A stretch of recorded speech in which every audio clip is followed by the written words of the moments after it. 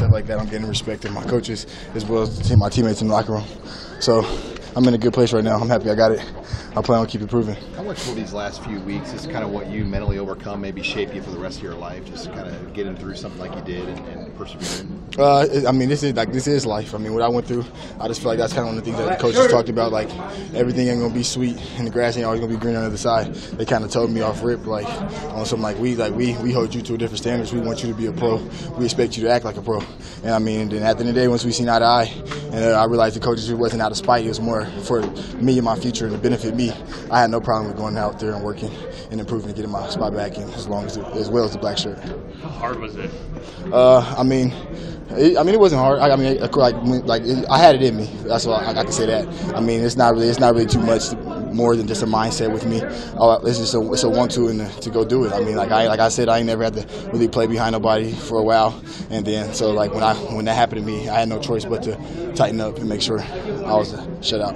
Hey, how far has, just between you, DiCaprio, and the players, how far has the technique stuff that Coach Fisher's teaching you come, even since the beginning of the regular season? I mean, the technique's good. I mean, each week I feel like I'm improving. Like even like my coaches say that like if you're looking early on in the season and looking now, I'm just a totally different player. I mean, it's like the things you don't even really realize. Like stuff just get more smoother. You start doing stuff more. Your instincts get a little better, and it's just really all just falling like they say when stuff hit the fan, you fall back on your training, and that's exactly what's been going on.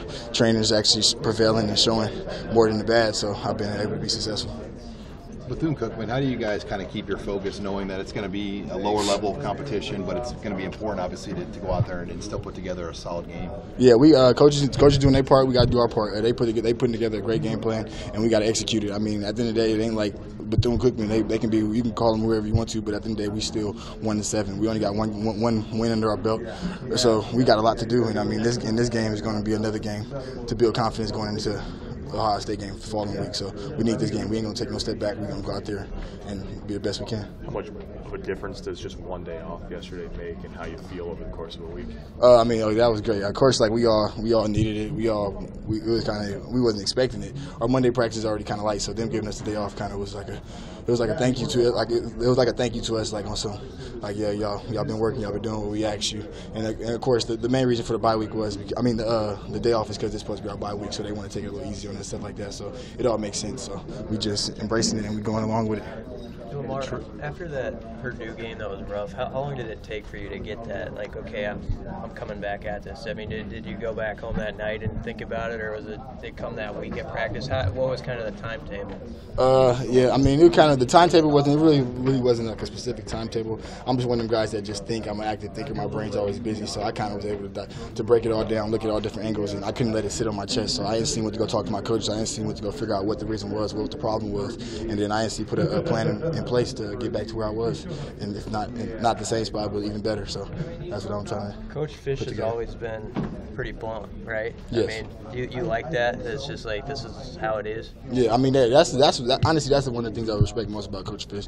I just expect him to just tell. That's how I want it. I don't want it to. I'd rather know than not know, or than to have to leave it up to myself to guess or try to figure it out. So when you know, it's a lot better feeling just knowing what exactly you got to do to get to where you want to be. Did you get the sense that when you went to the coaches and said, okay, I want to know, did you sense that you got a good reception on that? Yeah. Like, that they were glad that you did that? Yeah, even like Coach Frost, for example, like we hugged, we said we loved each other at the end of the conversation, everything. We got closer.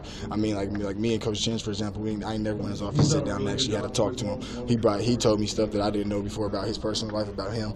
I told him stuff about myself. We kind of just seen eye to eye. So like I left the meeting with a good feeling, and that's why I said that's what made it a lot much easier, just knowing the coach was on my side and just knowing that it wasn't out of spite. It was more just for myself and for my future. So like I said, I had no problem going out there and doing what they said.